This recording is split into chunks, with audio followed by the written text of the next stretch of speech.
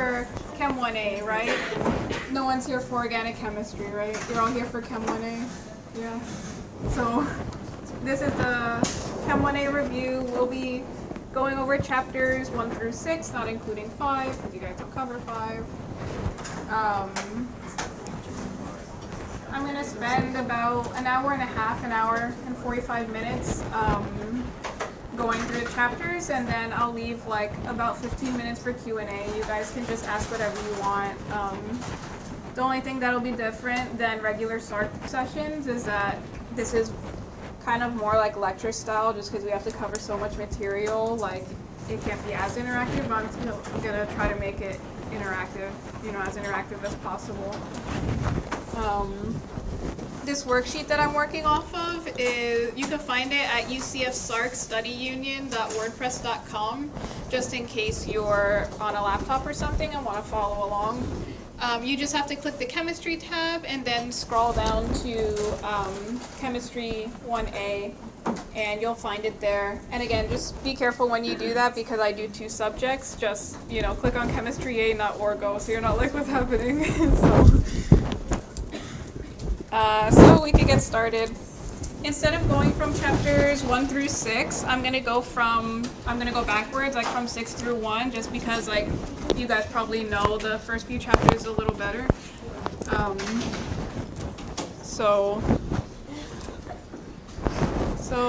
we'll get started now. So this is chapter 6. 900 joules of work is performed, producing 1500 joules of heat. Find the change in energy. So what we do here is we know that our work equation is W equals negative P change in V. Negative P, that's pressure. Change in V, that's final volume minus initial volume.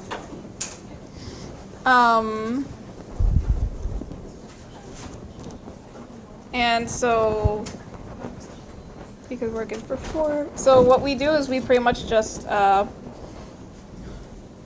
we have our change in energy. I'm sorry, I'm looking at I read the wrong question just now. That's why that didn't make sense. So change in energy equals work plus heat.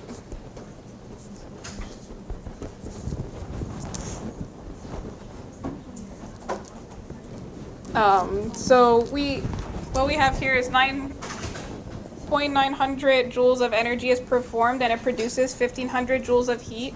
So if you're doing work and you're producing heat, that means that our 1,500 has to be negative, because we're doing work and we're producing heat. So that's going to be, we're going to plug in this for work. Negative 900 minus 1,500 joules. These are both joules. And that's going to give us negative 2,400. And I'm sorry, this is a little typo here. It should be 900 instead of 0.9.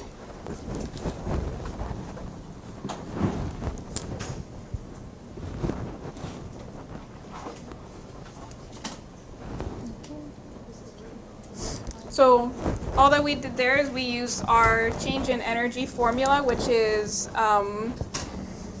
work plus heat. So because we did work, that makes our value for work negative, and because we produced heat, that makes our value negative. If we were absorbing heat, then it would be a positive value instead of negative. So just know, if you're given a question that you're absorbing heat, this value would be positive instead of negative. Okay.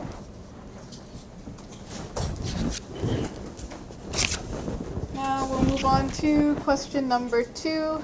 Did anyone have questions on this first one, or are you all okay? Yeah? Okay. A balloon expands against an external pressure of 1.58 atmospheres. If the initial volume is 0.485 liters and the final volume is 1.245 liters, how much work in joules is done? And I put a little formula here. You guys, I'm not sure if your professor makes you memorize this, but here's a conversion factor that you may have to memorize. So 101.3 joules is equal to 1 liter times atmosphere. So that's an L right there. So, and we're given our work equation, which is negative pressure times the change in volume. So, what are we asked to find here? We're asked to find how much work is done. So we're going to use that's why we're using our work formula. So we're just going to plug in values for pressure and volume. Our pressure is this 1.58 atmospheres. That's our units for pressure. But when we do these types of problems, we always have to remember to convert it from atmosphere to joules. We can't give the answer in atmospheres unless it asks for it. So we're going to plug in W equals 1.58, negative 1.58 times, we have initial volume here and final volume here, so 1.245 liters. This is final volume minus initial volume, 0.485 liters. And that value is going to come out to, I believe I calculated negative 1.75 liters times atmospheres. And I can go ahead and double check that. Oh, okay. My calculator does not work, but so my calculator doesn't work, but that's the value I came out with. Now that we got this, we want to convert from liters times atmospheres to joules. So we're going to take this factor, negative 1.75 liters times atmospheres, and we're going to multiply it by our conversion factor, 101.3 joules over 1 liters times atmospheres. That's going to allow us to cross out our atmosphere, cross out our liter, and we're going to end up in joules, which is the unit in which we want, because we want it in joules here. So when we calculate that, we should get about negative 1775 joules.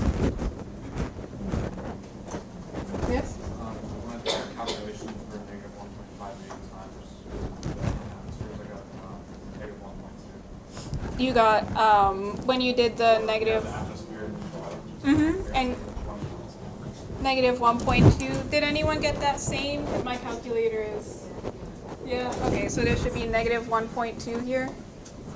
Negative 1.2. So now if we do negative 1.2 times 101.3, what do you guys get with that? You should then get negative 121. Sorry, I took it out of my calculator. 0.78.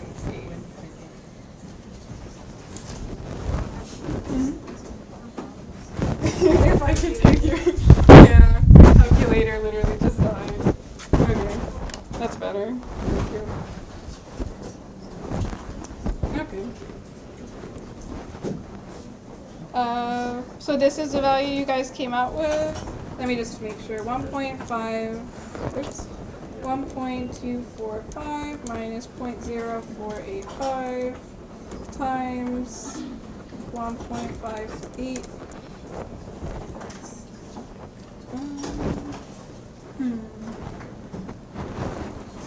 I'm getting the old value. 1.5.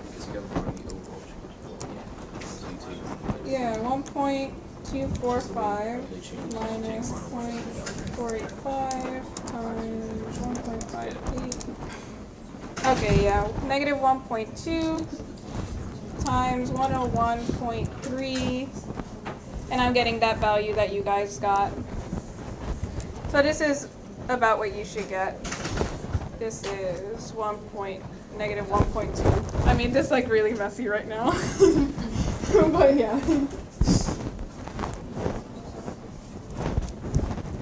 Did anyone have questions? We just plugged in the values that we had in the problem into the formula to get that. If you want me to write it clearer, if you get scratch paper, write it clearer. Because my calculator was like a little messed up. Okay. So now, if we go to question 3, we have 1.010 grams of sucrose undergoes combustion in a bomb calorimeter as the temperature rises from 24.92 Celsius to 28.33 Celsius.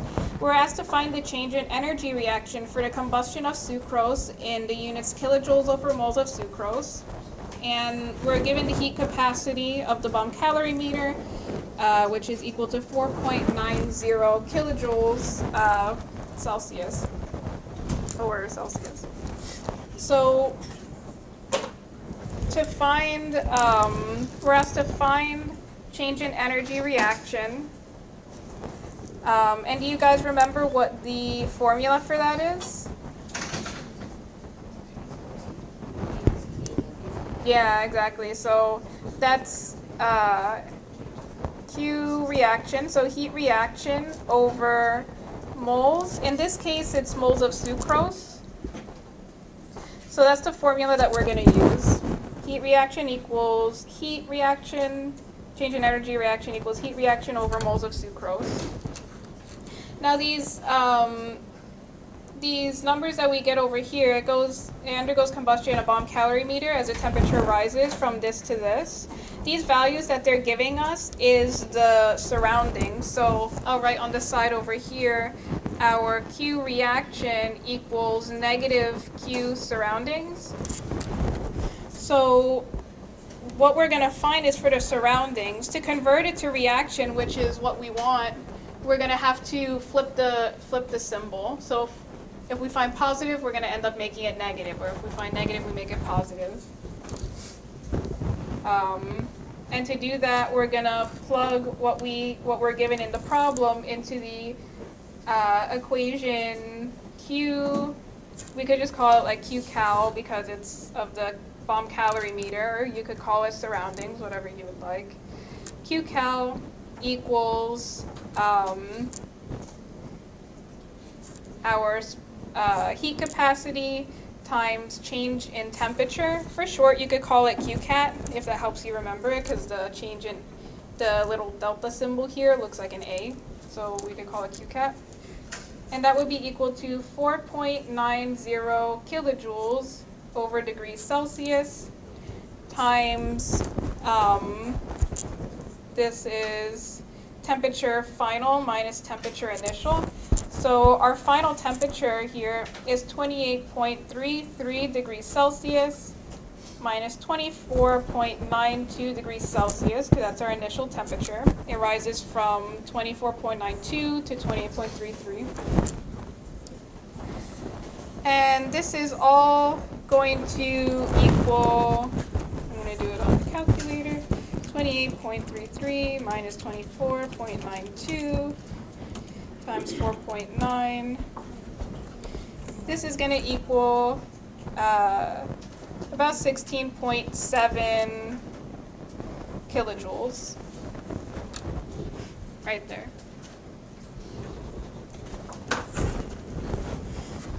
So what did we just find? We found our QCal.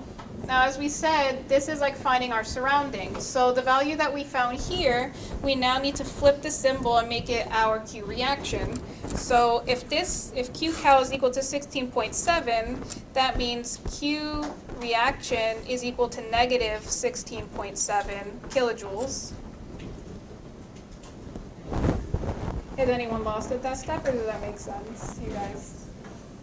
You're all good with that? Mm-hmm. Perfect. So now, this is our Q reaction. We're just going to plug it into our formula up here. Negative 16.7 kilojoules over moles of sucrose. Now we got to find our moles of sucrose. I got some scratch paper here that I could do it on. So how do we find our moles of sucrose? We have 1.010 grams of sucrose, which is C12H22O11. And we're gonna do that by the molar, we're gonna multiply that by the molar mass, which I found was 342.3 grams C12H22O11. And this is going to equal, I actually have it over here, but this is going to equal 0.00295, 0.00295 moles of C12H22O11. So this is kind of like a chapter 1, chapter 2 throwback that we just took our grams, multiplied by the molar mass, and we got our moles of sucrose. And the way that I found the molar mass was I just, the weight of carbon is about 12, so I multiplied it by the number of carbon. The weight of hydrogen is about 1, I multiplied it by the number of hydrogen, which is 22, and then the weight of oxygen is about 16, I multiply it by the number, which is 11. And that's how I got 342.3. So that was how I got that number. Now we're gonna go ahead and plug it into over here. 0.0029 moles is equal to, if we do it in scientific notation, that would be, I'm running out of room, 5.66 times 10 to the third, I'm sorry, negative 5.66 times 10 to the third kilojoules over moles of sucrose, which is right there. 5.66 times 10 to the third kilojoules over moles of sucrose. Is anyone lost by that, or does anyone have questions? Yes. This last one, 5.66 times 10 to the third kilojoules over moles of sucrose.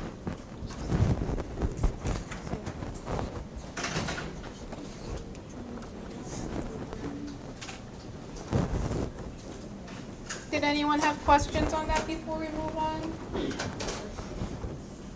Because I know this is like chapter 6, the newest stuff that we're doing now. Everyone's okay? Okay.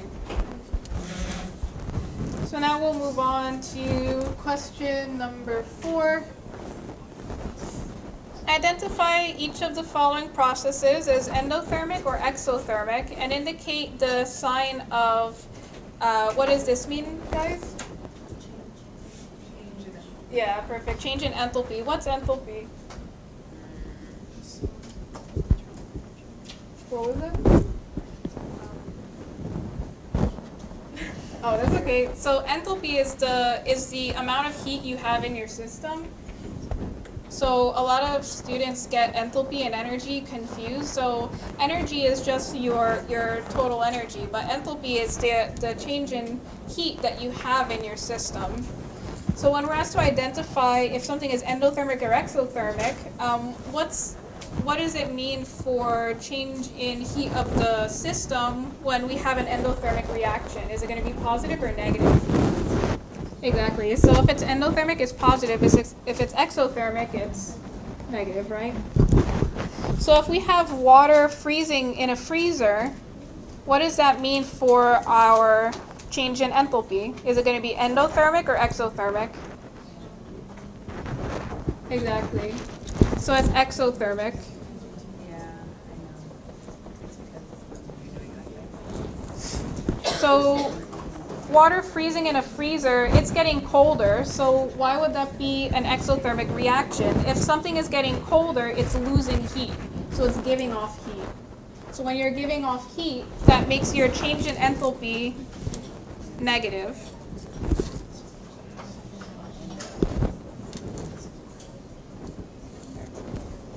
How about wood burning in a fire? Is that an endothermic or exothermic reaction? Yeah, that's also an exothermic reaction.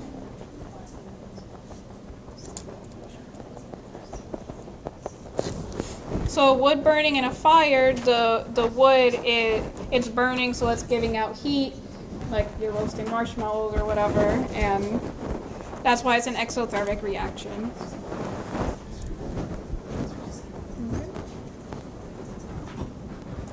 Does anyone have questions on that?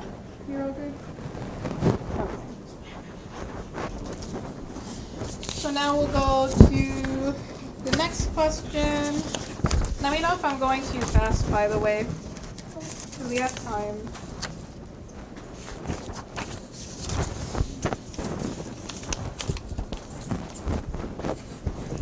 So, ammonia reacts with oxygen according to this chemical equation. Change in heat reaction is equal to negative 906 kilojoules. Whereas to calculate the heat in kilojoules associated with, oh, did someone have a question? I just heard someone talking if anyone had a question. No? Okay. Calculate the heat in kilojoules associated with the complete reaction of 155 kilograms of ammonia. So what's our game plan for something, for when we see something like this? We're given kilojoules of ammonia, and we want to calculate the heat in kilojoules. So we want to go from from kilograms of ammonia to heat in kilojoules. I'm sorry that my handwriting is bad, I'm trying. So how we're going to do that is we're going to go from kilograms of ammonia, and what do we convert that to?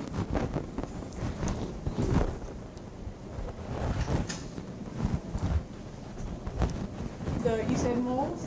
Yeah, so we're going to end up going to moles. So to do that, we're going to go to grams of ammonia, then we're going to go to moles of ammonia, and from there we can do kind of a mole ratio. So we'll take our coefficient into account, and we'll end up in kilojoules of heat, and we'll work this out.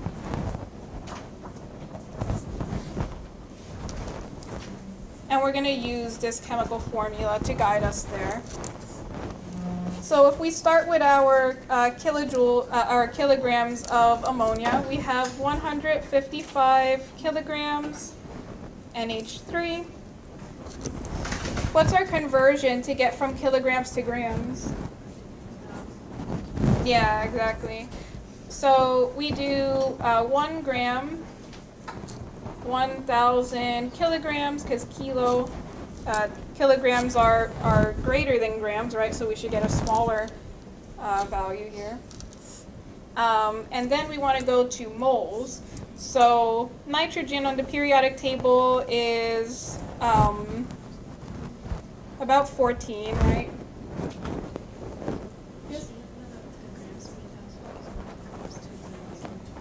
So grams. Oh, I'm sorry. Did I put it in the wrong? I'm sorry. I put it in the wrong place. Yeah, 1,001. Yeah, I'm sorry about that. Yeah. Yeah. So we're going from kilograms to grams. Kilograms is a bigger value, so we're going to end up with more grams here. Yeah. Thank you. Sorry. Now that we're converting to moles, we have the weight of nitrogen is about 14. And the weight on the periodic table of hydrogen is about 3. So 14 plus 3 is 17. 1 mole.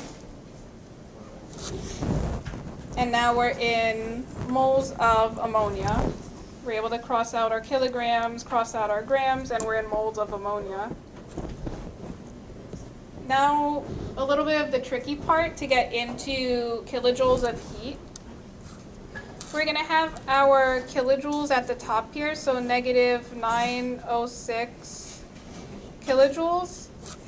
But our denominator, we're going to have to take into account our coefficients here. So our coefficient is 4 for ammonia. So we're going to have 4 moles of ammonia.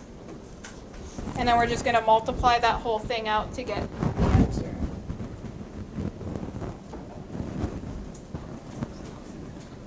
Is everyone okay with that? And I can go ahead and multiply it. 155 times 1,000 divided by 17 times 906 divided by 4. So that should be, alright, answer should be negative 2.0, let's do 1, 2, 3. Negative 2 well, it should be 2 sig figs, so negative 2.1 times 10 to the 1, 2, 3, 4, 5, 6, 10 to the 6 kilojoules. So this here should be our answer.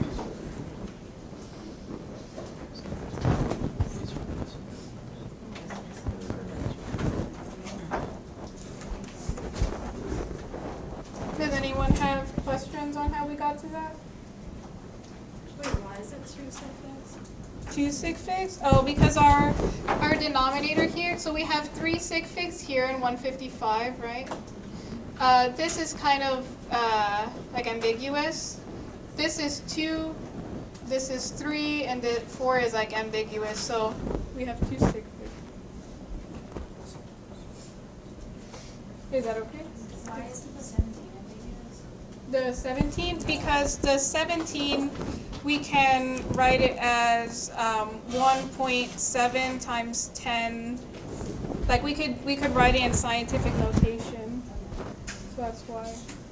1,000, it would have 1, 2, 3, 4 sig figs if it would have been 1,000 with a decimal at the end. But because it's only followed by zeros, that's why it makes it ambiguous. Because it's just followed by zeros. Is that okay? Yeah.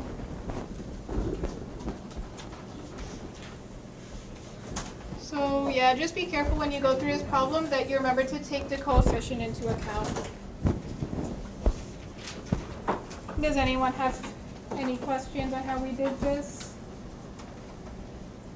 Is that okay? Let me know if it's going too fast, like I said again. Okay. Yeah, there we go. Okay. So we're given so many grams of magnesium metal, and we're told that it's combined with HCl to make 100 milliliters of solution in a coffee cup calorimeter. Our concentration of HCl is sufficient so that milligrams completely reacts. The temperature of the solution rises from this many degrees Celsius to that many, and we're given the density of the solution. And that's important that this is the solution. And we're also given the specific heat of the solution for the heat. So we're asked to find the change in enthalpy reaction for the following.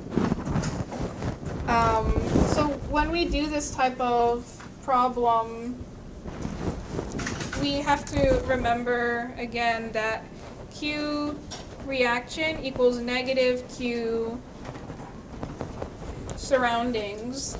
So these units that we're given is of the solution.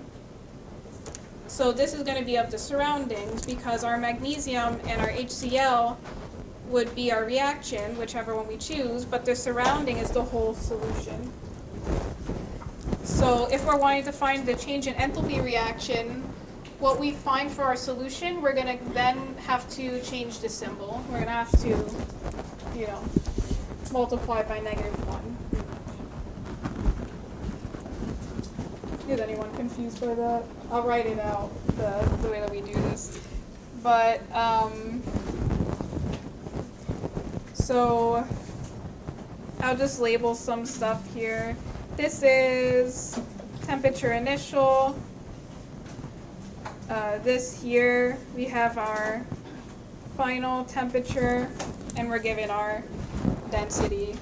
So what we're going to do is we're going to take our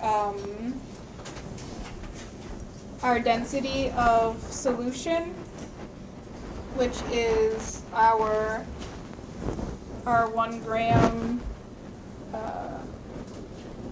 over milliliter, and we're going to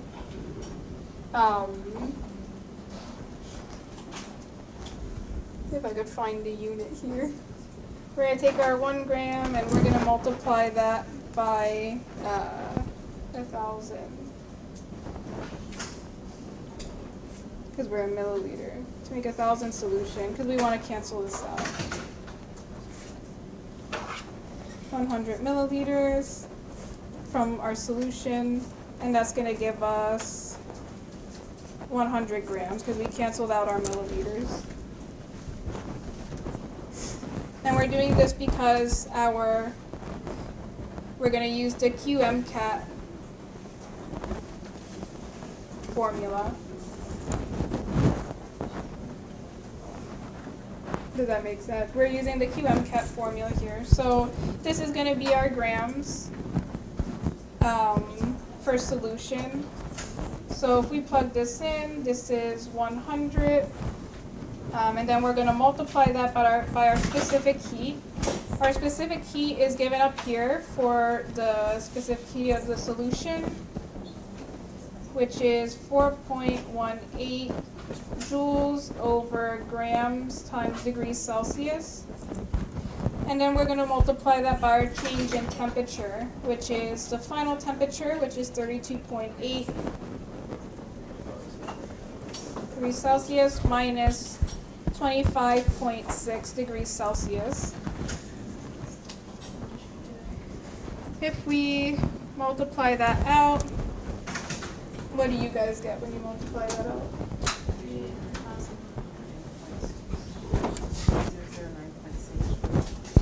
3,009.6 joules. Is that what you guys got? Okay, perfect.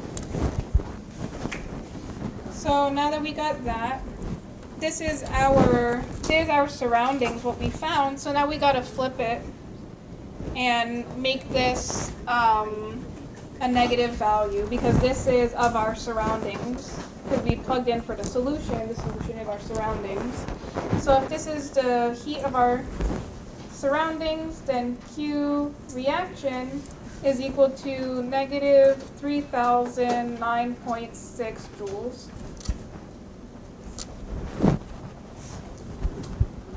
And now from here, where the problem, what it asked was to find the change in enthalpy reaction. So what's our formula for change in enthalpy reaction? Yeah, perfect. So change in enthalpy reaction is equal to Q reaction over moles. And in this case, we're just gonna use moles of what? Yeah, exactly. We're gonna use moles of Mg just because we're given grams of Mg, so magnesium, so that's the easiest one for us to use. So from there we could plug in our Q reaction is negative 3,009.6 joules. And we're gonna put that over the moles that we find for magnesium. So I don't have much room here, so I'll do it at the top. 0.158 grams of magnesium. We're going to go ahead and convert that to moles, right? So what's the molar mass that you guys have for magnesium? 24.31 you said? Yeah, perfect. So when we do that, this allows us to cancel out our grams, and 1.158 divided by 24.31 is equal to 0.0065. And And we just plug that into our equation. This is in moles of magnesium.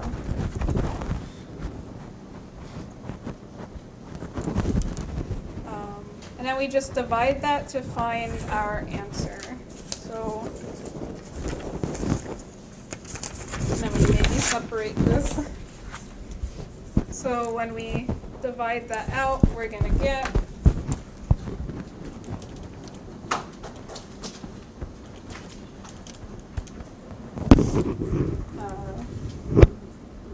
negative 4.63 times 10 to the 1, 2, 3, 4, 5 to the 5. 1,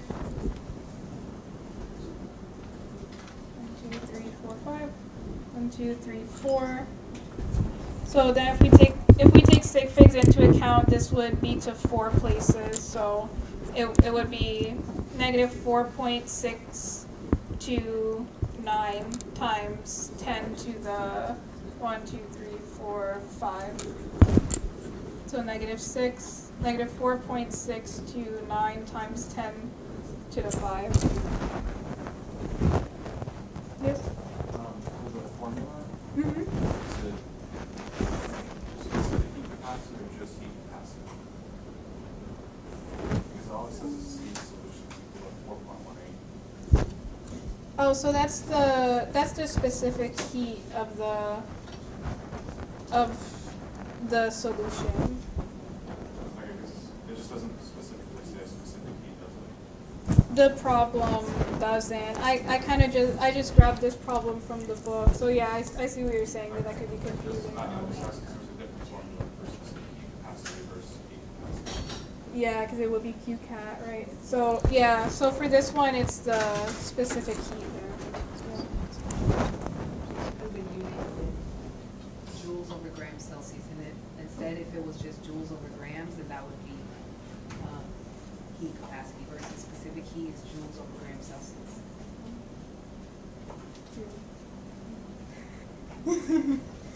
Yeah, that's a better way than how I explained it. Yeah. And then Yeah.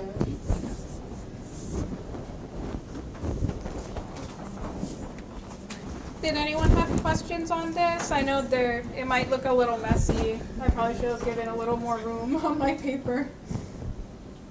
Does anyone have questions on that one, or should we move on? Yeah. So now we're asked to find the change in enthalpy reaction for the following reaction, and we're using the following. So what is this kind of problem called? Yeah, so this is a Hess's law problem. Let me make sure we're okay on time. Yeah, we're doing pretty good. So for Hess's law, what is our goal?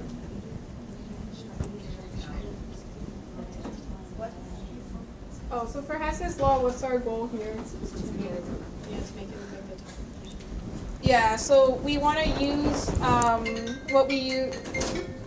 So we want to manipulate our given reactions to make it like our change in enthalpy reaction. So we want to make these and cancel stuff out to make it look like this. When we flip a chemical equation around, what do we multiply our change in enthalpy by? Yeah, exactly. We multiply it by -1. So when we're doing this type of problem,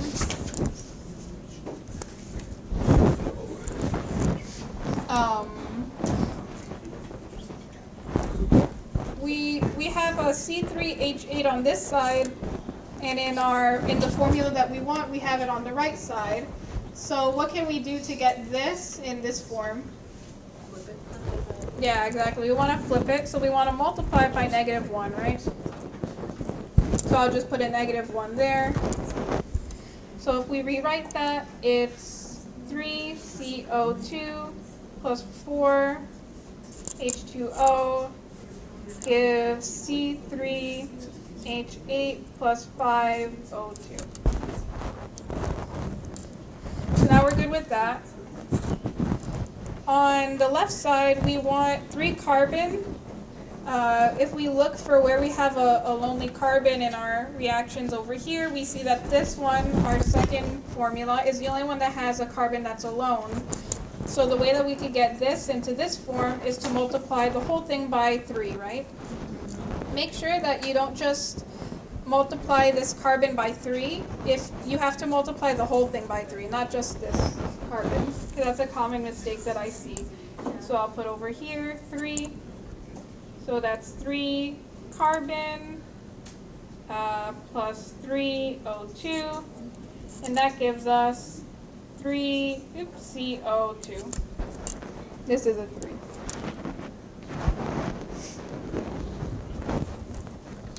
And yeah, I just emphasize again, make sure you multiply the whole thing by 3 instead of just this, because if you do only the carbon, then that completely changes the chemical structure of this. It wouldn't give you CO2.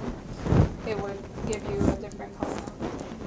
So now we have our 3 carbon, we have our C3H8. All we need left is our 4 H2 here. We have an H2 here. We don't have it anywhere else in any of these other chemical equations. So we could take this, and what do we want to multiply this equation by? 2, yeah, exactly. So we're going to multiply this whole thing by 2. This is 4 H2 plus 2 O2 gives us 4 H2O. And what's the next step from here? So now we cross out, right? Is everyone good at this point? Yeah. Okay, now we cross out what we have on the different sides. So we have 4 water over here, and we have 4 water over here. So we cross those out. You want to make sure that you're only crossing out what's not, different, what's the same from the reactant and the product side, not, the same on the reactant or same on the product. Then we have 3 CO2 here and 3 CO2 here. We can go ahead and cross those out. We have 5 O2 over here, 3 O2 here, and 2 O2 here. So we can add the 3 and the 2 and cross those out. Is that good? And then we just bring this all down. Nothing else can cancel out. So we have 3 carbon plus 4 hydrogen gives C3H8. And we want to make sure that is the same as up here, our formula up here. So we did Hess's law, and we did that correctly. Now we have to find the change in heat reaction. So what we do for that is we add all of our changes in heat reaction up. So this is negative 2043 times negative 1 gives us 2043. This is negative 393.5 times 3, so 393.5 negative times 3 gives us negative 1180.5.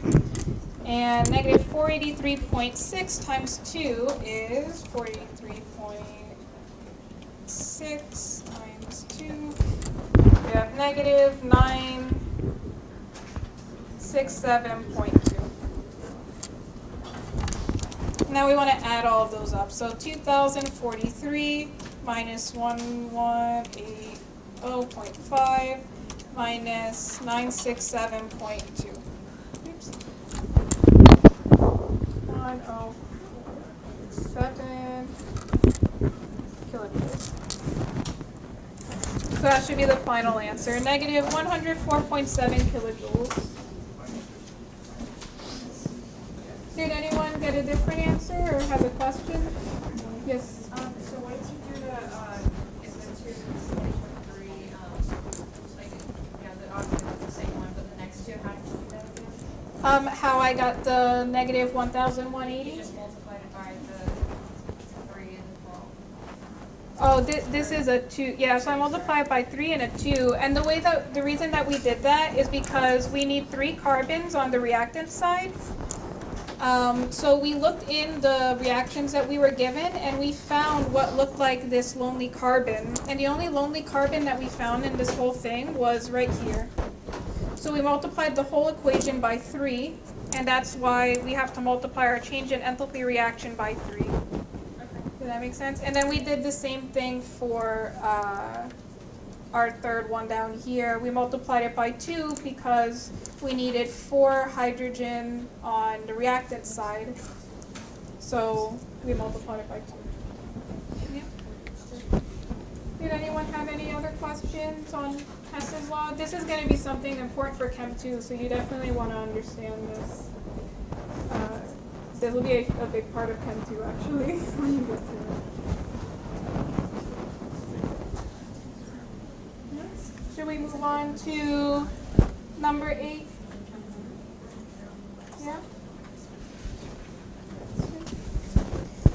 So for number 8, use standard enthalpies of formation to determine change in enthalpy reaction for the following. And then we're given this equation. So what's the formula that we use for this when we're calculating standard enthalpy of formation? What was it? Is it just sometimes the product times sometimes the reactant? Yeah, exactly. Perfect. So change in enthalpy reaction is equal to the sum. We're going to put NP, meaning the N stands for the coefficient and P is for the products. And we're going to multiply that by the change in enthalpy formation that we get. And then we're going to subtract the sum of N R, which are the coefficients that we find for the reactant side, times the change in enthalpy formation for the reactant. So what does this really mean? We're subtracting the reactants from the products of what we find. So I'm just going to plug stuff into this equation. Change in enthalpy reaction is equal to, if we start with the products, we have 4 NO3. NO3, we have 91.3 is our value, 91.3.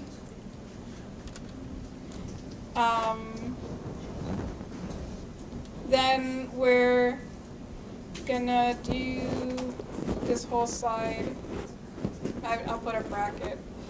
Plus 6 times water, which is negative 241.8.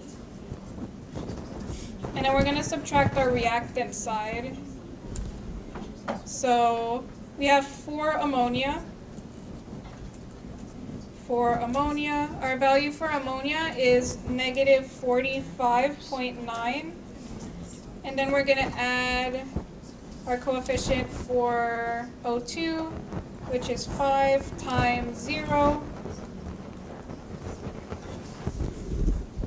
And there we go. So you may be given the values like this, or you may be asked to find it in a table. But you just have to find your products and then subtract your reactants. So if we go through this, we end up getting 4 times 91.3 is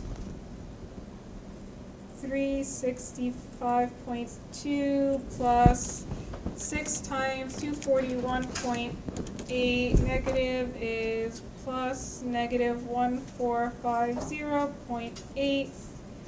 Well, I'll do brackets again.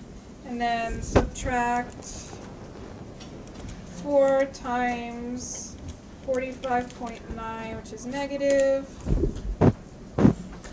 183.6. And then this is just 0. 5 times 0 is 0. If we then bring that down here, we have 365.2 A plus and a minus just makes a minus, so minus 145, 0.8. That's negative 1085.6. And then minus minus 183.6, that makes a positive. So plus 183.6. 183.6. That's all equal to negative 902.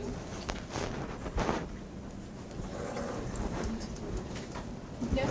So why did you use, the NH3 and, water? Why did I use Why'd you the, put them together for the, NH3 and the water? Yeah.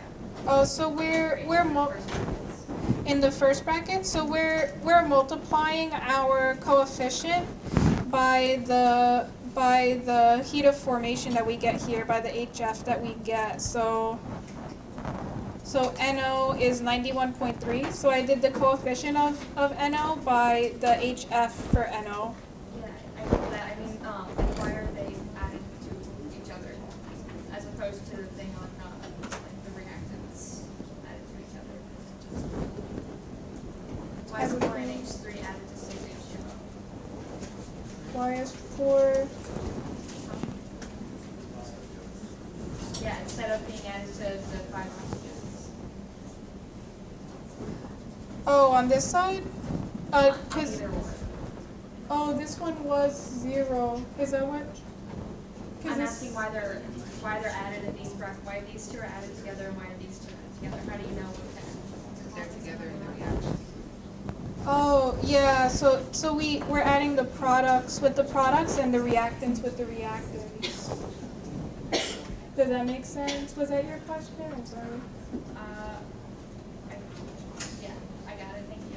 Was that it? Yeah, so we're adding what we find for the products together, and our products is this side, and then we're subtracting what we find for our reactants. I think she's just confused. Because there's 2 4s, and she's saying why is 4 NH3 with 6 H2O, but it's 4 NO with 6 H2O. I think she just, Oh, I like, there's see. 2 4s, that's why she's probably confused. But Oh, the 4 okay. NOs with the 6 H2O and the 4 NH3s with the 5. Yeah. Yeah, so this 4 over here is coming from the NO. This 6 is coming from the water. This 4 is coming from the ammonia. And this 5 is coming from the O2. Does that make sense? Yeah, I switched. No, that's fine. Yeah, it's perfect. Oh, this should be an H. I forgot my H. Is that okay? Can you move the paper down? Move it down? Oops, I'm sorry. There we go.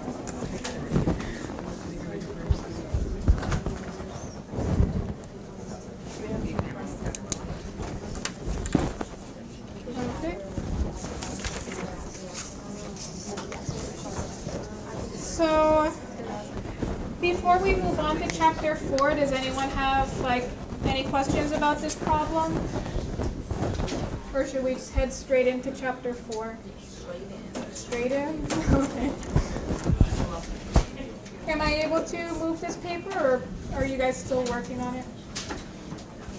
You're good? Okay. So, and if anyone wants to take pictures, you guys feel free to come up at the end. I know my paper is kind of messy, but feel free to come up at the end and take pictures of this. Okay.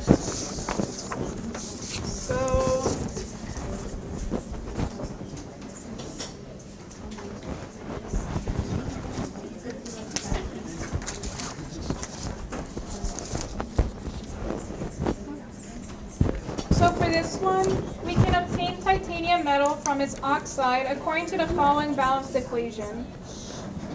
When 28.6 kilograms of carbon reacts with 88.2 kilograms of titanium oxide, that's produced. I won't read the numbers. Find the limiting reactant, theoretical yield, and percent yield. So, what's a limiting reactant? What does that mean? Yeah, exactly. So our limiting reactant is going to be on our reactant side, right? Reactant.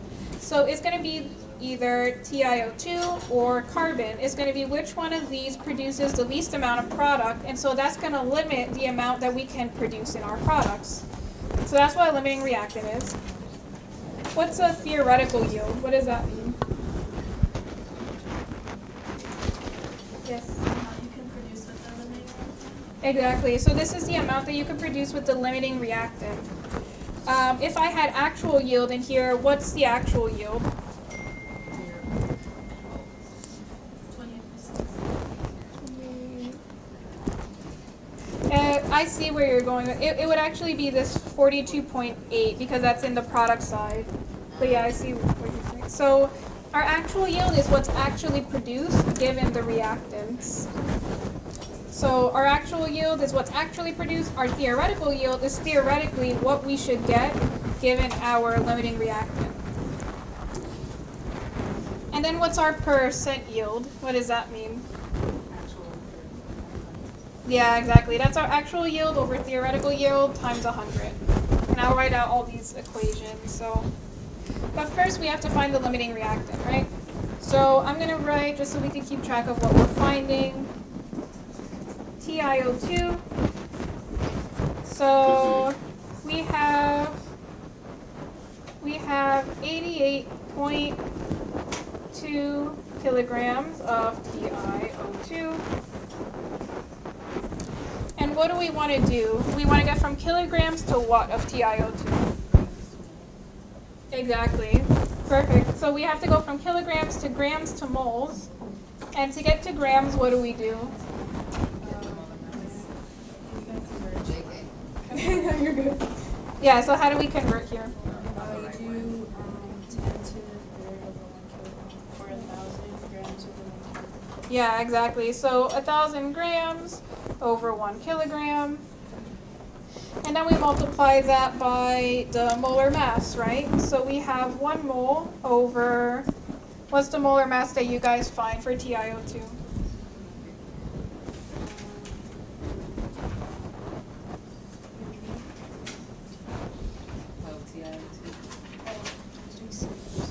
If any of you have a theoretical yield. Oh yeah, you could do either one.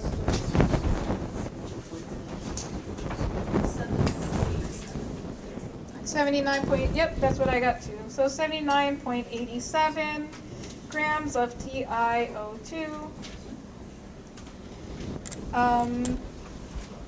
And now the step that we have it in moles, but we want to convert our TiO2 to our titanium. So we have to do what? Exactly, our mole ratio. That was our mole ratio step. So what's our mole ratio here?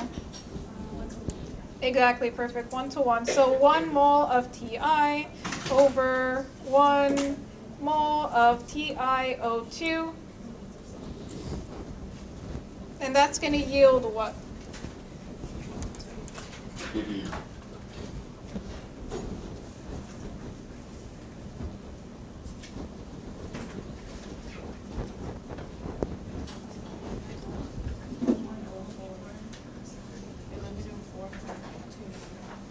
Eleven oh 4.43. 0.29. So 11. What was that? 1104.29 moles of Ti. So those are our moles of titanium. And we're good with that now. So we found how much TiO2 we need in order to produce, like how much of our TiO2 will produce moles of Ti. I think I said that in a confusing way, but I think you know what I'm saying. Right. So now we're going to find our reactant, which is carbon. Our other reactant, which is carbon. So we have 28.6 kilograms of carbon. We're going to do the exact same thing and go from kilograms of carbon to moles of titanium. So we're going to again multiply this by 1,000 grams over 1 kilogram. And then 1 mole of carbon over, what's our molar?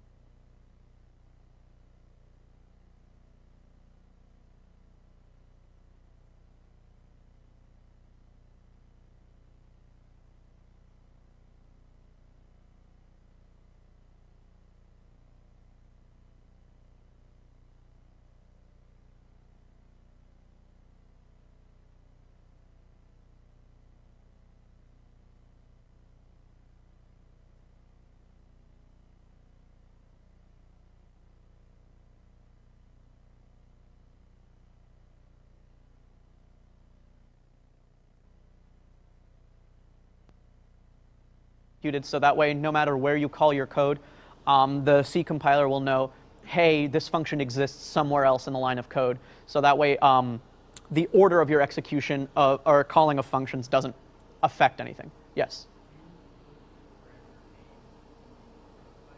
You don't always need to put the parameter name in the prototype. No, it's optional. I usually like to, just to keep things standardized, and so people, like, if they just see the function on its own, they get a slightly clearer idea of what's going on with it. But yeah, the name is optional in the prototype only. So now the next question says, given the function prototype above, fill in the function so that it finds the sum of the numbers from 0 to input inclusive. So what we're trying to do here essentially is if input is equal to 3, we essentially just do 0 plus 1 plus 2 plus 3. That's what we want our function to do. So let's start writing that. So I'm going to redeclare this function. So int find sum, we have an int input. So now that it's not a prototype, we actually want to fill it in. So our first step is, well, if we're going to be summing things over and over again, we're probably going to need some kind of looping structure, right? So I'm going to declare a counter. Generally, I is a common practice for this. Your counter can be called whatever you want. It's a variable name. So I would say int I. And we're also going to want to keep a total sum of everything. Yes? Oh, yeah, that was arbitrary. That was just an example, yes. So we're also going to need some kind of variable to hold the running sum of everything. So what I'm going to do is, instead of actually just declaring I, I'm also going to declare another variable called sum, and I'm going to start it equal at 0 because we're going to be adding on to it over and over again. So now I'm going to set up my loop. So I want it to loop essentially as many times as the value of input, right? Because this adding 0 to it won't really affect anything. Sum starts at 0. So I essentially want to loop it 3 times. I want to loop it for 1 plus 2 plus 3, or whatever the value of sum is. I just want to loop it 3 times, 4 times, whatever input is. So I'm going to set this up. So I'm going to say for I is equal to 0, I is less than input, I plus plus. So now all I really wanted to say is just sum plus equals I plus 1. So now the reason I'm doing I plus 1 here is because I started I at 0, and we don't really care about adding 0 to it. We just want to do 1 plus 2 plus 3 all the way up to our number. So we'll just do 1 plus 2 plus 3. Conversely, we could have set up this loop so it looks like this. For I equals 1, and then I is less than or equal to input, and then we can just say sum plus equals I like that. And that might be a little bit more legible for other people reading the code, but it essentially produces the same output. And so this will find the sum of all the numbers up till 1. And remember, this function returns an integer, so we want to return sum at the end. Nope, let me return sum at the end. Yes?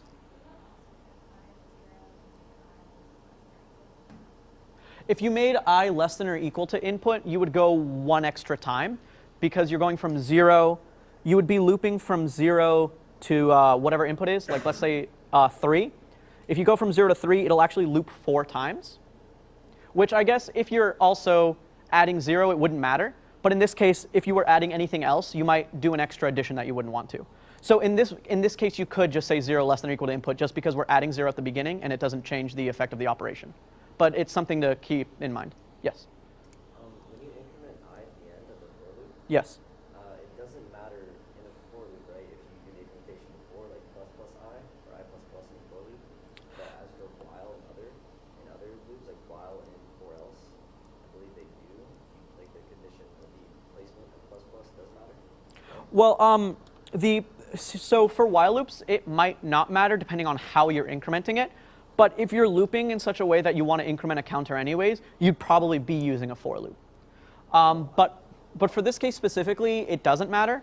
And it really kind of depends on what is like this I++ wrapped in anything. Like, are you calling a function with I++ or ++ I or something like that? Yeah. So unfortunately, I've got to keep moving. I'm going to save some time for questions at the end while you guys are doing surveys. But for the most part, this is going to be like lecture style. So it's just going to be me solving the questions. So here's another code tracing, but with functions now. So it's just asking, what is the output of the following lines of code? So we're calling some functions. We've got a couple variable declarations. So we've got x is 12, y is 15, and then we've just got z. So here we're saying z is equal to molt y3. So molt ab just returns a times b. So it's just a function that multiplies the two numbers. So remember that when we call a function, and if we know its return, all that really happens when we call the function is that the function call itself is it just returns some value that has to line up with whatever the data type of this is. So molt returns a times b. We're going to assume here molt returns a times b as an integer, which means if molt returns an integer and z is an integer, this is fine. So this would just return y times 3, where y is our a and 3 is our b. So y times 3 is just y equals 15, so z is equal to 45. Now pow ab says here it returns a to the bth power, so we essentially get a to the b. So we have x equals pow 1, 2. We're going to assume, again, pow is returning an integer. Generally on an exam or something, a professor would be specific and say, hey, this function returns an integer, just in case, for example, if x was a float and you try to set it equal to the return of this function, those don't match up, so you would have some kind of compiler error. But here we're going to assume it returns an integer, so this is just saying x is equal to 1 squared, which is just 1. So x is now set to 1. And now we say z plus equals pow of y1 plus x. So first we evaluate this function call. So pow y1 is just 15 to the first power, 15 to the first power plus 1. So z plus equals 16. So z before was 45, so we're really just going to do 45 plus 16, which is equal to 61. So now when we print out here, we're doing x, y, and z. Well, x here was just 1, so we get that 1. Y was 15, it never got modified, so 15, and then z at the end was 61. And so that's the output of that. So now here, we're working with statically allocated arrays. So this is asking us to write a function that receives an integer array and an integer representing the size or length of that array, and it returns the amount of even numbers in that array. So we're essentially given some array, and it's got some integers in there. And we want to return the amount of even numbers. So here 2 and 4 are even, so we would just return the number 2. So they don't really give us a name or anything like that, so I'm just going to kind of come up with my own function. Generally, a professor would either ask or give you a name to call it, or they would just let you call it whatever you want. So if we're returning the amount of even numbers in the array, well, that's an integer, right? We're just counting up how many even numbers there are. So I can just say int, and I'll just call this function num evens. And it receives an integer array, so I'm going to say int arr. And it receives an integer representing the length, so int, or the size. I'm going to call it length. I'm going to move this 2.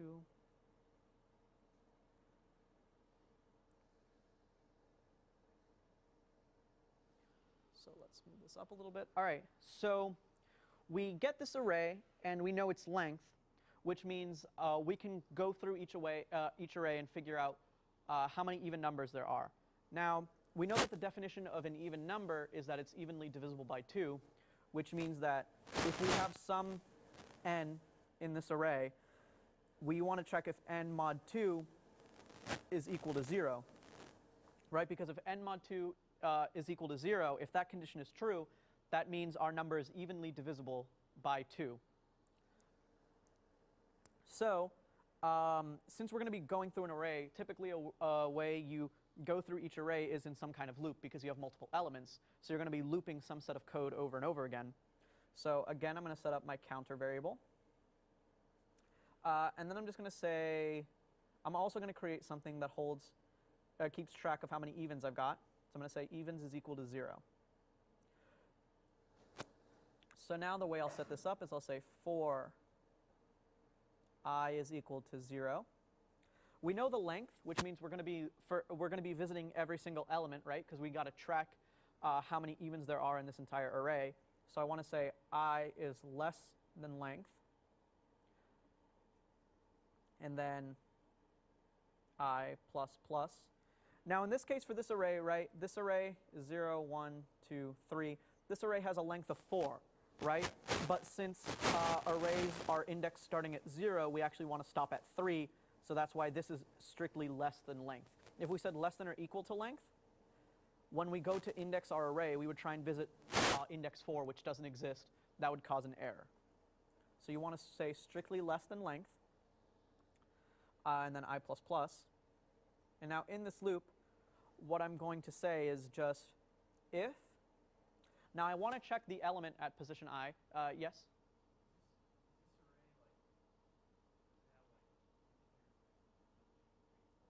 It just has random integers, yeah. Yeah. So, so remember the way we check an element inside of an array with statically allocated arrays is just using bracket notation. We can just say if the array at position I mod 2. So here we're saying if the element in array at position I mod 2 is equal to 0, so if it's evenly divisible by 2, I'm just going to increment evens by 1. Evens plus plus. So now increment goes from 0 to 1. So in this case, I starts at 0. So for this array, array sub 0 is just equal to 1. So this condition isn't true, so nothing happens. Now array sub 1 is equal to 2. 2 mod 2 does in fact equal 0. So evens goes up by 1. 3 isn't true, so evens doesn't change, and 4 is true. So by the very end of this loop, give myself a little bit more room, we can just return evens. And that will give us how many even numbers there were in that array. Let me check how we're doing on time. Cool. So yeah, that's kind of just how we operate with arrays. Generally, if you're doing stuff with arrays and looking through them, you want some kind of loop to loop through like all the times you're accessing the different indices. Yes? So if you have a printf statement in main, right?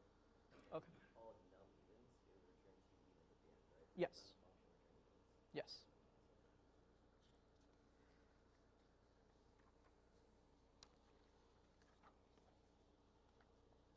So now here's a problem on two-dimensional arrays.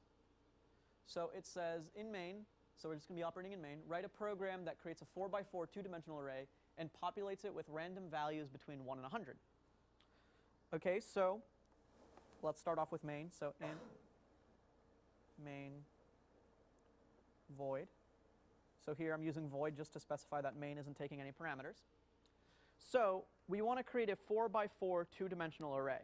So remember the normal notation for a one-dimensional array is just int, say I call this ARR. We just use a single bracket. That creates a singular array of size 4. With a two-dimensional array, pretty much all we do is just add a second bracket. And that gives us our two-dimensional array. Now this inner bracket, you can think of it as the rows. So if we have this grid, if we think of this grid as our two-dimensional array, this is a 3x3, but that's okay. Well, I can make it a 4x4. Do that. So this inner bracket keeps track of 0, 1, 2, 3. If you think of a two-dimensional array as an array of arrays, this inner bracket tells us what array are we looking at. This outer bracket tells us the columns, or what element are we looking at in that array. So for example, array sub 2, 3 is saying, okay, look at array 2 and go to position 3, and that's that position right there. So we've created this 4 by 4 array, so now we need to actually populate it with random values between 1 and 100. So since we're going to be looping through this two-dimensional array, we're actually going to need a nested for loop, right? Because we need to go through each of these arrays, but before we move on to the next array, we need to visit through every single spot in that and then increment this. So normally if we have two indices, we'll use I and j. I'll declare those on a different line right here. So now I can say for I, let me give myself a little bit more space actually.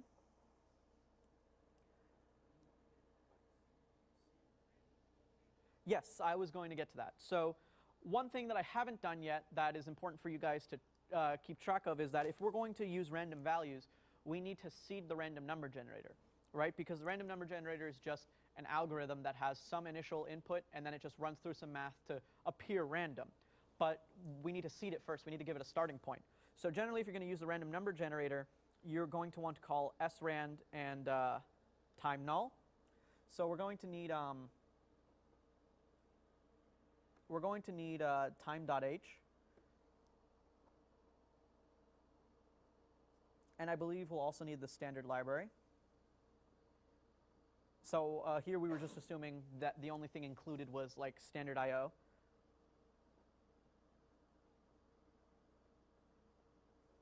So now I've included the standard library. So now we have all the functions needed to run our random number generator. So now here, something we could typically do is just call srand on time null. So what this is doing is it's saying, okay, when we pass it time null, it's just giving us the exact second at that very moment, or how many seconds it's been since January 1st, 1970. So it's just some very large number. And then srand is using that number as a starting point for the random number generator. So since this number is always increasing, it's always changing, it's pretty random. It'll be random enough for our purposes here. So now we've seeded the random number generator. So now I can say for I is equal to 0. I is less than, we know this is a 4 by 4, so we can just say 4. We want to increment by 1. And now in here we'll also have another loop for j is equal to 0. J is less than 4. J plus plus. So this outer loop is going to be going row by row. This inner loop is going to be going column by column. So now in this inner loop, we just want to say array at position I, j is equal to, so now here we're going to call our random function. So if I were to just do rand like this, what rand returns is any valid integer within the range of acceptable integers. So we get a number from essentially negative 2 billion to positive 2 billion. And that doesn't fit our range of 1 in 100.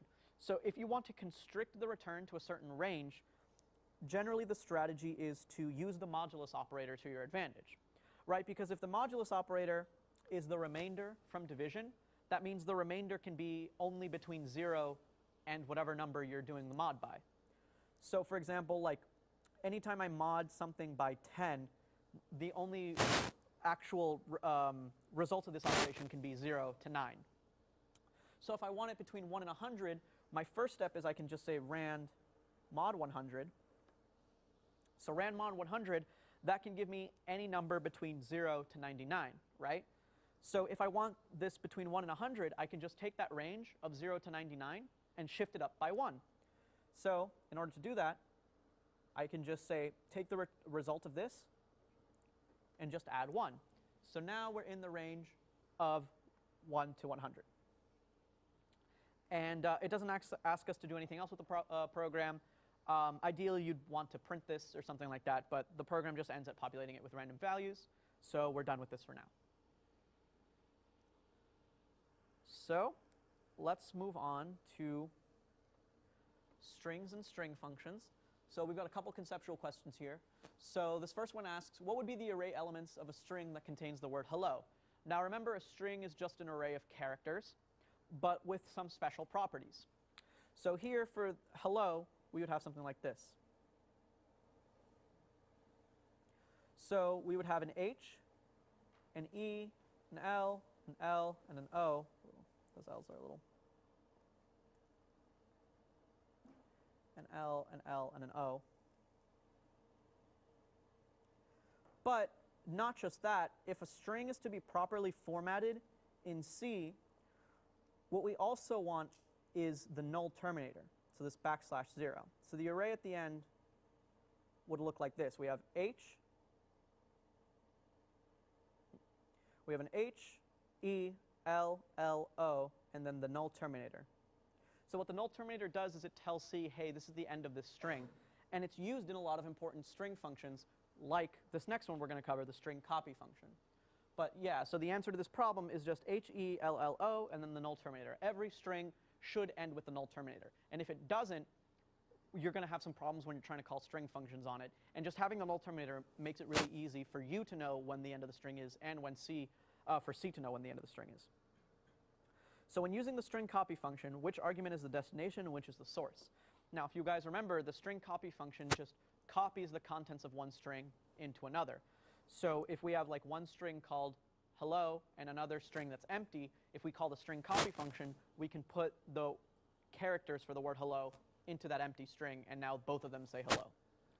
So the format of the string copy is strcpy, so that's the string copy function. Then the first parameter is the destination, and the second parameter is the source. So that means the contents of source are copied into destination. So if the second string is hello and the first one is like goodbye, we overwrite goodbye with hello and a null terminator. String copy adds a null terminator for you. Most of the string functions account for the fact that there needs to be a null terminator, so you don't have to worry about putting the null terminator yourself. Speaking of the null terminator, this next one just asks, does the string length function account for the null terminator? So if I had this hello string, let's just say I have this saved in a string called str, we would say something like string length would be strlen str. So this would actually, the way it works, and this is one of the first ways we see the use of the null terminator, is it goes element by element, and for every character it sees, it just adds 1 to some counter, and then it stops when it sees a null terminator. So it would go 1, 2, 3, 4, 5, and then stop. So it actually does not account for the null terminator. So you need to remember whenever you're doing some memory allocation or anything like that, you need to add an extra space for that null terminator. So the answer to this question is no. Yes? I'm sorry? I think it takes up the same amount as a character, so 1 byte, but I'm not entirely sure. So this is a true or false question. strcat string 1, string 2 returns the string str2, str1. So this isn't literally the string str2, str1, but it means like whatever str2 is and then whatever str1 is, those strings put together. So this is actually false. What strcat does is it concatenates this first string with the second string. So if str1 equals, let's just say hi, and str2 is bye, what this returns is hi, bye like that, not bye hi as this is implying. So the answer to this is false.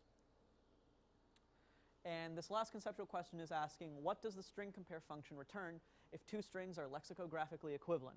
So what does it mean for two strings to be lexicographically equivalent? That just means essentially they're the same string. All of their values for all of their characters are the same in the same order. So if they are the same, it should return 0. If they're different, I believe if the first number, or if the first string is lexicographically greater, so it has maybe a higher value for the first character or second character, it returns a positive number. Otherwise, if the second one is greater, it returns a negative number. But yeah, if two strings are the same, the string compare function should return 0. So now we have this problem. So fill in the following function that's given a single string. If the string contains every letter of the alphabet, return 1. Otherwise, return 0. So notice here we're not given the length of that string. We don't know how long our string is. However, the neat thing about strings, given that, assuming that it's properly formatted, is that null terminator we can use in these kinds of string problems.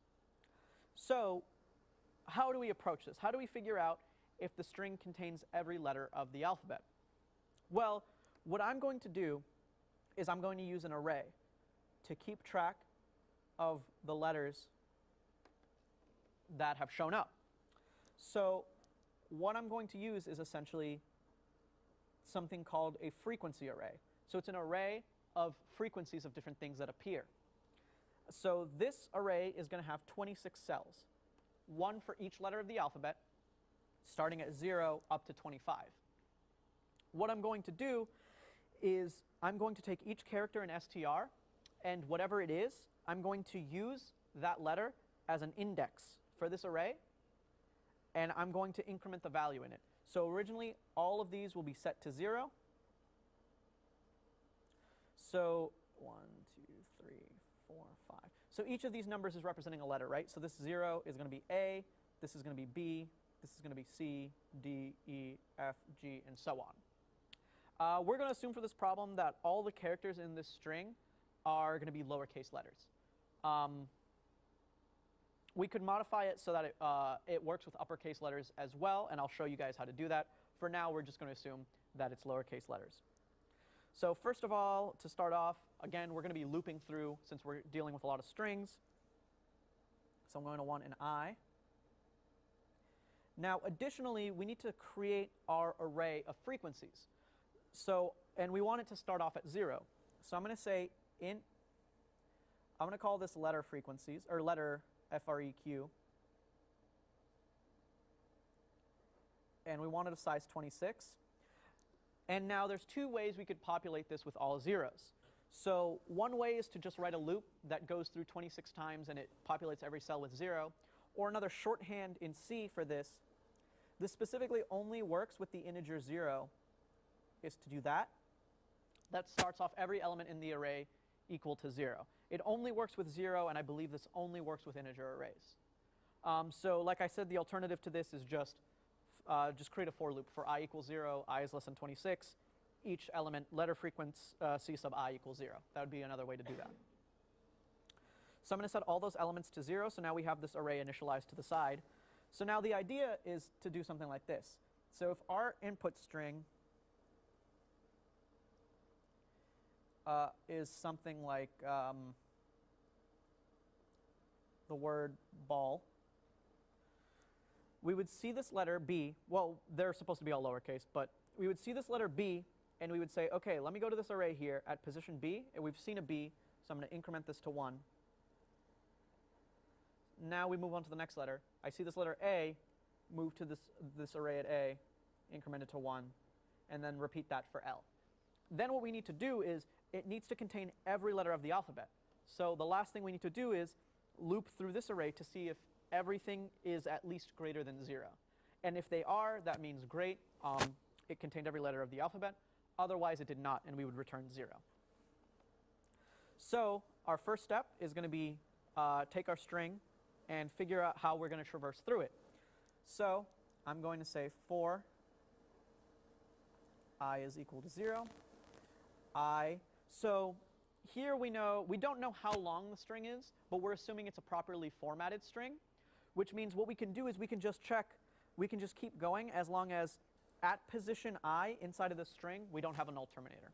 Because we can't really check the null terminator as a letter, right? It's not an actual letter. So I can just say keep looping as long as str at position I does not equal the null terminator. Now remember, for equality operators, we have double equals for seeing if they're the same, not equals, this exclamation mark equals to see if they're different. So keep looping as long as the str sub I does not equal the null terminator. So the null terminator is a character, so we use single quotes. and then just increment I. So now, here's how we're going to traverse through this loop. So I have to figure out a way to get from the letter A to position 0 in this frequency array, right? Well, the neat thing about characters in C is that they are all stored as ASCII, which means ASCII is a standard for mapping letters to integers, essentially. So technically, every character in C is just some integer from 0 to 255. And because of this fact, we can do some arithmetic on characters like math. So yes? So is it like, since it's in ASCII, I think lowercase a is 97 in ASCII, Yes. right? And then uppercase is something like 60 something? Yes. How does that work? Like, what is the connection between letters and ASCII? Is it just I believe like the reason they are the way that they are is the first set of ASCII characters, like 0 through like 15, are specially reserved for like end of file and other kinds of flags that normally you wouldn't use in normal ASCII. From then on, I think it's just kind of arbitrary the way they assigned it. I'm not entirely sure. I don't think it doesn't make a difference for like the purposes of this problem, but yeah, I'm not entirely sure about that. But we are actually going to use that property of the fact that lowercase a is 97 to benefit us. So what we need to do is we want to index this array, right? Because we're going to be going through this letter array, and we want to increment it. So how do I want to increment it? Well, I need to look at this letter and figure out, given this letter, what index of freq array I'm going to look at. Well, how do we do that? We can take our character. So let's say we have a letter B. So like he said, if A is 97, that means B is 98, right? Well, we need 98 to somehow map to 1. Well, since we know everything starts from A and then on, we have this character B. If we subtract A, that means that gives us 98 minus 97, which equals 1. And that's how we're going to get our indices. We're just going to take whatever letter we find, and we're going to subtract the character A from it. And that will give us these indices down here. So first we got to do str at position I minus the character A.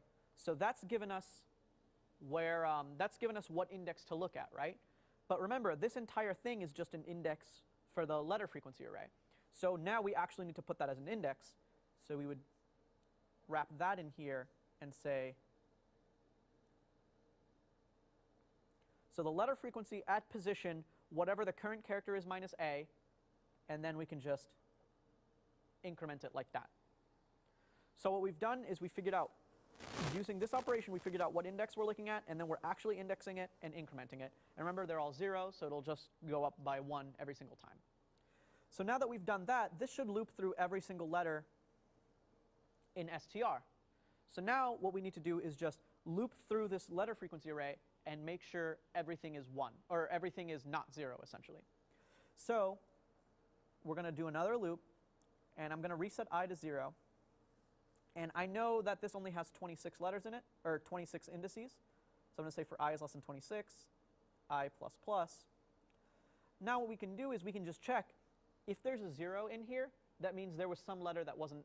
There was some letter that just wasn't in that word. So we know that the condition isn't true. So we want to return 0. So we can just say if letter frequency at position I is equal to 0, well, that means it's false, so we would just immediately return 0. Just immediately leave this function, we know it's not true. So now, if we get down under this curly brace, that means we never return 0. If we never returned 0 up there, that means there must have been a 1 in every single cell of that frequency array. So that means this is actually true, so now we can return 1. And that is the whole problem. So, oh, that's correct. It is a void function. This should actually be an integer function. My bad. So let's change that to int. So now we would be correct to return 0 and 1. Before, we can't really return anything from a void function. So that's some stuff working with strings and indexing strings, figuring out how to get characters from them, and also operating with an alternator. So now let's do some stuff with file, input, and output. Let me see how we're doing on time. Cool. So now we're at file input and output. So this is asking us to write a program that scans in all of the integers from a file named input.txt, and the file is of the following format. The first line contains an integer, n, and it'll be followed by n integers. So print out the amount of numbers that are divisible by n. So this is kind of similar to our previous problem where we wanted to see if all the how many elements in the array are divided by 2. Now we're just given a file, and it tells us how many numbers are in that file, and whatever that number told us of how many numbers are in there, we want to see how many numbers are divisible by that. So for example, we have our input.txt here. So I'm going to zoom in on that a tiny bit. Oh. Let me just make it larger. So we have input.txt here. And it says the first line contains an integer n, so let's say 4, for example. And it's followed by 4 integers.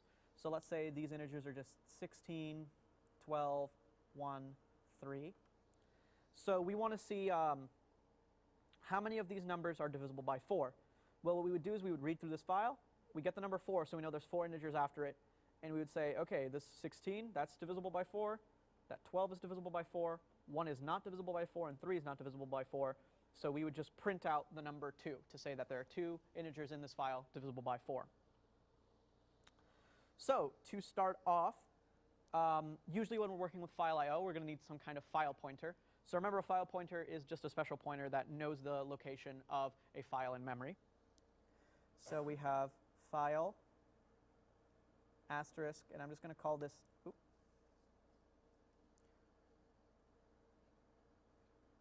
IFP.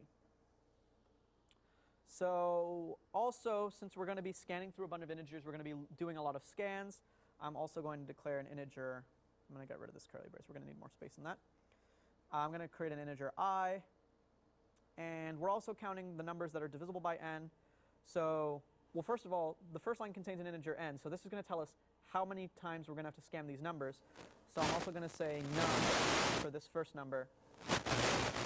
And we also want to count of how many numbers are divisible by n. So I'll just call it divisible. And I'm going to start that at 0. So now what we want to do is we want to open the file. So the way you open a file pointer, or the way you open a file and set a file pointer equal to that is you use the fopen function. So you call the fopen function on that file pointer. So you say ifp equals fopen. So the fopen function returns a file pointer. It returns an address, a memory address to a file in memory. IFP wants one, so we're going to give it to it. And it takes 2 parameters. It takes the name of the file and the mode we want to open it in. So here, if you're in the same directory, if your code is in the same directory as the file you're trying to open, you can just give it the file name. This is essentially called a relative path. It just assumes it's in the same directory. So here we're going to assume input.txt is in the same directory. If it weren't, you would have to give it the full file path. So like for Windows, it'd be like C://home all the way to, yes? Don't you need like 2 colons if you get the full file path in C? Or if you're using, I think Windows, you have to use 2 colons in Linux. I think in Windows you have to use 2, in Linux you don't. Or it's the other way around. I think, well, in Windows, I'm pretty sure it's 2 because I've been having to use 2. Okay. Yeah. So if you're giving it the actual file path, the absolute file path, then yeah, when you're formatting it for Windows, you'll need the 2 colons. Generally, for problems like on exams and stuff like that, you'll just assume it's in the same directory. So we know our file is called input.txt, so I'm just going to say that. Now, in this case, we're not modifying the contents of the file, so we're going to open it in read mode, which is R. If we wanted to write to the file, we could open it in write mode, which is W. And to do both, you can do like RW or RW+. That will open it in a way that you can both read from and write to that file. So all we want to do is read from that file. So now we want to take some input from that file. Now for normal input, like input from a terminal or the command line, we use the scanf function, right? And the scanf function just requires we give it a conversion code to say what we're scanning in, and the address of some variable to say where we're putting it. The file equivalents are very similar. We would just say fscanf, and the only additional thing we need to give it is what file pointer are we looking at? What file are we actually scanning an input from? So here I would just say fscanf keep breaking these. So fscanf, and the first parameter is the file pointer we're looking at, so IFP. The second parameter is what kind of data are we reading in? Well, we're reading in integers, right? So this is going to be %d. And now the last thing is you need to give it some address to put it in. Well, here I have this variable num for keeping track of how many numbers there are. So I'm just going to say the address of num. So now it's putting that number into the address of num. And now remember, normal scanf is just pretty much this part. We would do something like that. If we were writing to the file, we would use file IO's equivalent of printf, which is just fprintf. It's the same as normal printf, except now we also give it the file pointer. In this case, we don't need to write to the file, so we're not going to use fprintf. Now, the next step is we know how many numbers there are now, right? Because that's what they told us. This first number tells us how many numbers follow it. So what I can do is that lets me set up my loop. That's going to tell me how many numbers am I going to scan in and see if it's divisible by num. So I'm going to start my loop. I'm going to say for I is equal to 0. We know that whatever num is, there are num amount of numbers. So I is less than num, and then I plus plus. So now I need a temporary place to hold each of these numbers to check to see is it divisible by num. So what I'm going to do is I'm actually going to add a new variable up here to my integers. And I'm just going to call it maybe like current to say this is the current number I'm looking at. And it doesn't need an initial value because I'm just going to be populating it as I go along. So let's say I'm going to do something like this. I'll just say fscanf. I want to scan in these values into current. So fscanf IFP, we want to scan in an integer into the address of current. So now we've scanned in this first integer, assuming I is equal to 0. We've scanned in this first integer into current. So now we need to check, is it divisible by num? So we would say if current mod num is equal to 0. So if current mod num is equal to 0, that means that it's evenly divisible by num. Then we can just say we have this divisible counter that's just counting how many things are divisible by num. We'll just say divisible plus plus. And this will keep looping for everything inside of that file. And then at the very end, we're just printing out the amount of numbers that are divisible by n. Well, that's held inside this variable. So I will just say printf. They don't specify what to say in that printf other than the number, so I'm just going to print out %d, maybe a new line for formatting, and then I'll give it divisible. And now we've printed out how many numbers are divisible by n, yes. In the back first, sorry.